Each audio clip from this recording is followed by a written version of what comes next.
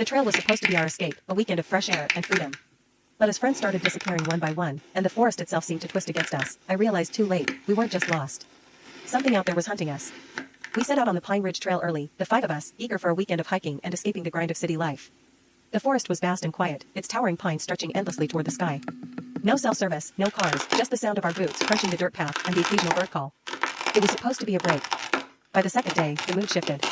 Sam, the most experienced hiker among us, noticed something odd. The trail markers had changed. The symbols carved into the trees didn't match the map he brought. They've always been white diamonds, he muttered, running his hand over the jagged red symbol freshly carved into a nearby tree. This isn't right. We shrugged it off, joking about budget cuts in the Park Service, and kept walking. But the deeper we went, the stranger things became. The forest seemed to close in around us. The air grew heavy, muffling even our laughter. The trail twisted and turned in ways that didn't make sense, looping back to places we swore we'd already passed. And then Ben went missing. 1 minute, he was there, snapping pictures of an ancient tree. The next, his camera lay abandoned on the ground, the lens shattered.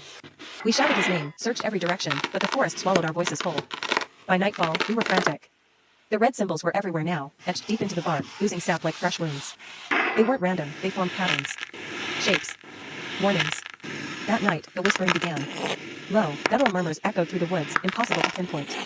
We huddled close around the fire, our nerves shot. Sam tried to keep us calm, but his face betrayed him. He was scared too. At dawn, we found Sarah's pack, shredded and hanging from a tree. She wasn't with it.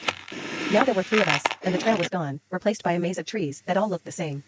Sam insisted we stick together, but it didn't matter. By the time the sun dipped below the horizon, it was just me and Claire.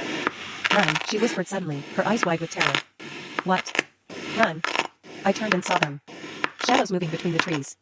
They were tall, too tall to be human, their limbs impossibly long, their heads cocked unnaturally to the side. I ran. I don't know how I made it out, but when I stumbled into the ranger station, filthy and delirious, they told me the Pine Ridge Trail had been closed for over a decade. It wasn't safe, they said. Too many people had gone missing. Too many red warnings ignored. Want part 2? Comment part 2 and like and follow to not miss out.